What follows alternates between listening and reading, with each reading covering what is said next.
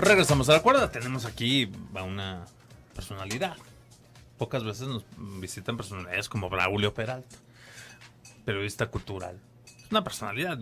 No necesita presentarse con pompa y platillo, sino con las letras. Nos viene a presentar un libro que yo no he tenido oportunidad de leerlo, maestro Peralta, pero he leído varias notas donde hablan de este libro que habla además de la vida de una personalidad también del ámbito cultural de este país que hizo de todo, el maestro Carlos Monsiváis, ¿no? Y bueno, de entrada, antes que empezar a hablar de esto, bienvenido, ¿cómo le trata la vida a la FIL? No, muchísimas gracias a ustedes que me reciben aquí, estoy muy contento con este libro, estoy muy contento de que hoy culmino un periodo con este libro al presentarlo en la Feria de Guadalajara, que es todo un honor, ¿no? Yo he sido editor de muchos libros y ahora me toca ser autor de un libro y traigo mucha felicidad.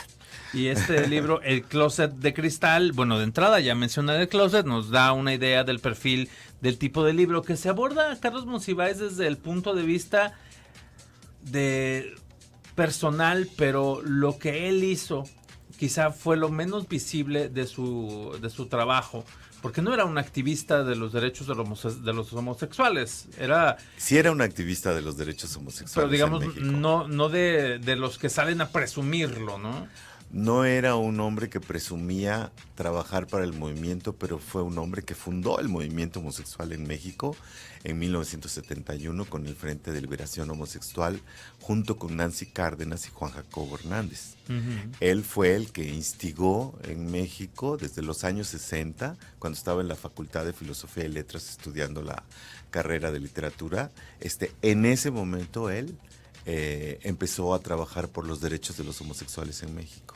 Y la razón de este libro es esa, el descubrir a un Carlos Monsiváis inédito, no el ensayista, no el politólogo, no el intelectual, no el cronista, no el hombre que estaba adherido a la izquierda con el movimiento del comunismo, no. Ese personaje no lo van a encontrar en este libro. ¿El ser humano?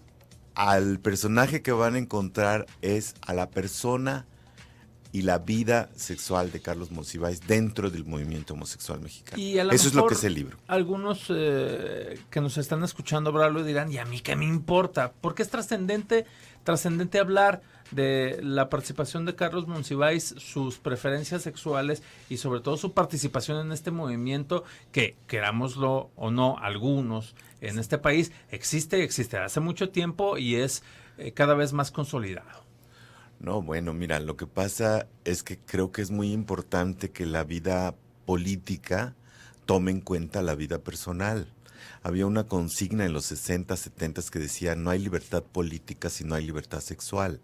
Carlos Monsiváis viene de esa impronta o de esa ideología, una ideología que decía que toda la diversidad y toda la sexualidad tendría que ser libre, fuera al margen de los prejuicios que pueden venir de la iglesia o que pueden venir de la familia, por la educación, por la falsa moral, por las falsas costumbres, y que hoy, si hablamos eso en los años 70, 80, lo hablamos a los años del 2016, ya estamos superando muchísimo eso, porque por fortuna ya hay muchos estados, hay muchos en la Ciudad de México, el matrimonio igualitario, el derecho de adopción, todos los derechos con los que se pelearon en los años 70, 40 años después, estamos recibiendo esos frutos.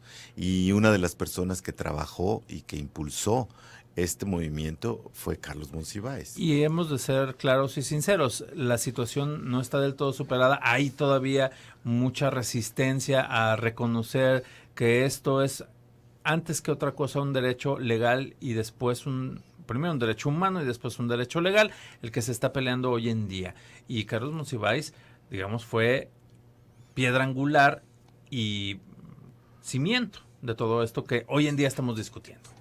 Bueno, tú piensas que Carlos Monsiváis, su simiente o su conformación ideológica viene con el movimiento liberal del siglo XIX, con los que hicieron las reformas constitucionales, con la Constitución de 1857, cuando Benito Juárez impulsó la igualdad en todos los sexos.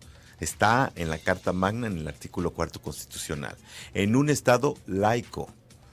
Entonces no había razón para que no tuvieran derecho los homosexuales, que ahora se está empezando a discutir en las cámaras de diputados, que esperemos que no confundan curul con púlpito los diputados y los senadores, los gobernadores no se equivoquen, se den cuenta que la Suprema Corte de Justicia ya consignó el derecho igualitario del matrimonio para cualquier tipo de sexualidad.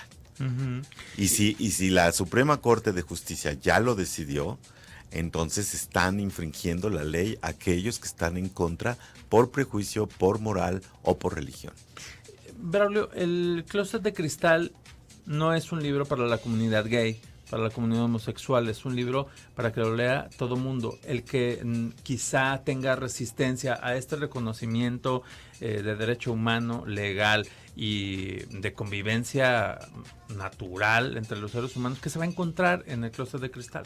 No, te agradezco mucho que digas que no es un libro para la comunidad homosexual, porque no está hecho para eso. Es un libro que cuenta la vida personal y política de Carlos Monsiváis dentro de un movimiento. Yo intenté hacer una crónica histórica de estos sucesos desde 1966 hasta 2016, hasta su muerte, 2010. Uh-huh. Eso es lo que yo intenté hacer.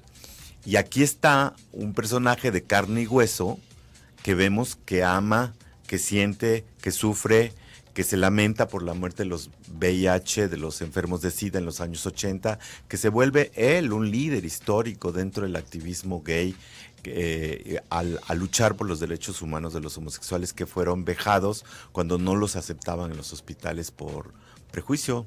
Otra vez, volvemos a la discriminación, volvemos a la homofobia. Entonces, Carlos trabajó mucho este tema.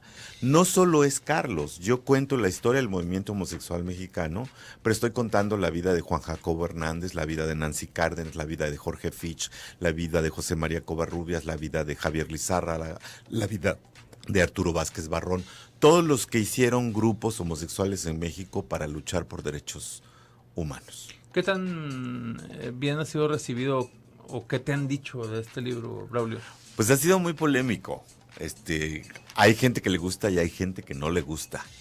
Hay gente que no le gusta el tema. Y volvemos a la misma historia. Los periodistas no somos muy cómodos. Uh-huh. Y a mí me gusta mucho el estado de incomodidad. A mí sí me molesta, sí me gusta incordiar. Sí me gusta provocar un debate de ideas, una confrontación posible, donde podamos discutir como amigos, sentados como si nos estuviéramos tomando una cerveza en la cantina y no termináramos con el botellazo, que termináramos con un debate de ideas, donde todos tenemos derecho a opinar, como está la libertad de expresión, pero también todos tenemos derecho a ejercer nuestra sexualidad, como está químicamente puro el estado del cuerpo puro, limpio. Y que esto es... Como lo dice la ciencia. Esto es irreversible. Vamos, tenemos que aprender a convivir. Si hay quienes no pueden convivir con otras razas, pues bueno, lo tienen que hacer. Así está el mundo. Que esto es lo que hay que decir, ¿no? Bueno, así está el mundo, pero tenemos que tener una actitud combativa de libertad de expresión, en contra del racismo, en contra del sexismo, en contra del prejuicio ideológico contra alguien que no piensa como nosotros, en contra de la posición de un presidente de Estados Unidos contra los ilegales y contra los migrantes y contra todas las razas habidas y por haber, porque somos la nación más grande del mundo, ¿no? Uh-huh. O sea, hay que estar en contra de eso. Claro. ¿No? En contra de la idea común impuesta, ¿no? Sí, claro. Vamos a ir a una pausa, Braulio, y regresando de esto, pues nos están escuchando también en Estados Unidos, por si vas a editarlo allá, y bueno, platicamos un poco más y ya nos invitas a la presentación. Encantado de la vida. Vamos a una pausa, regresamos, no se asusten.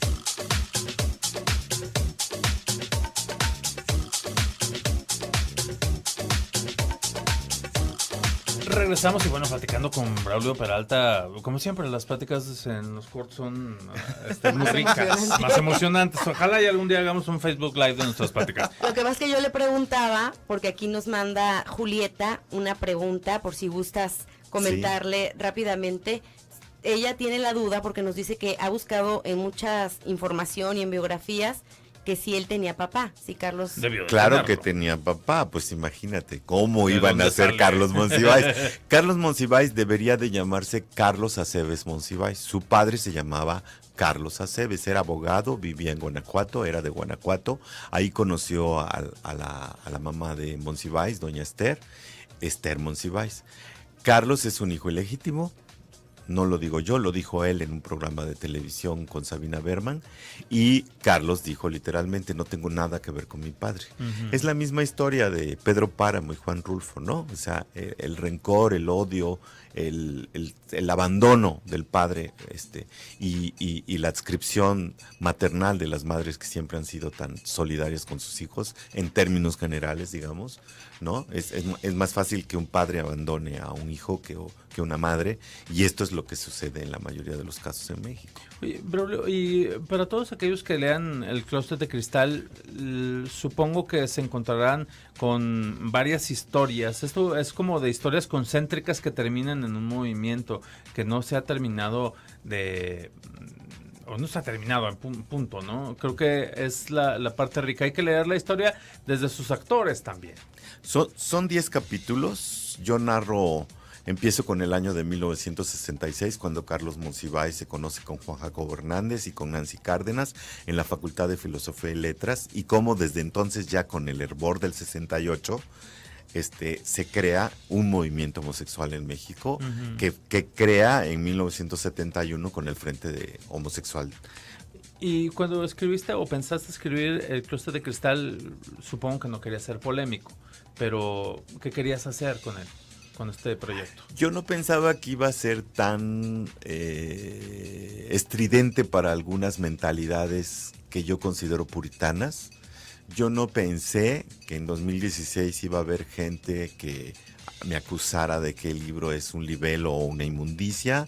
Yo no pensé que iba a tener el prejuicio y este lado homofóbico que surge sobre el comentario, como si los homosexuales no tuviéramos derecho a contar nuestras vidas y nuestros amores, como se cuentan en todas las novelas y en todo el periodismo, las historias de los heterosexuales.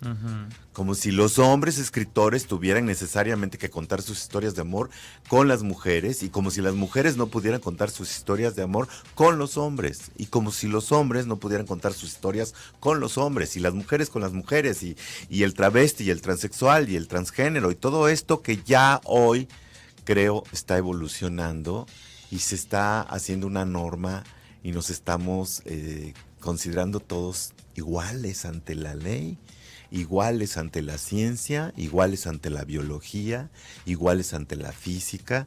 Suena bonito, ¿no? Pero falta mucho todavía por hacer. Y mucha tolerancia, mucho respeto sobre todo. Sí. Braulio, ¿cuándo se presenta este libro? Se presenta hoy a las 8 de la noche. ¿Hay tiempo para que lleguen? Tengo pavor que no vaya gente. Sí va a ir, no te preocupes. Me da la impresión de que, yo no conozco a mucha gente en Guadalajara, ¿no?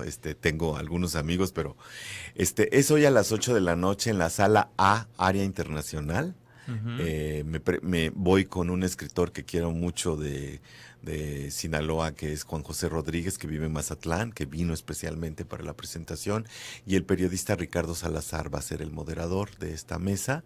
Y pues bueno, ojalá que vayan. Y que se sienten a escuchar primero, que esa es la primera señal de respeto, y después a debatir, ¿no? Y después a debatir, y después a ponernos a ponernos a cantar canciones privadas que cantaba Carlos Monsiváis. ¿Cuáles?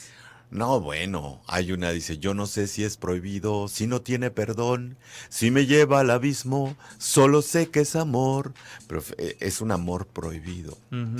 La gente no escucha luego las canciones, pero las canciones son historias secretas que pueden dirigir a un hombre, a una mujer, o un hombre a un hombre, o una mujer a una mujer.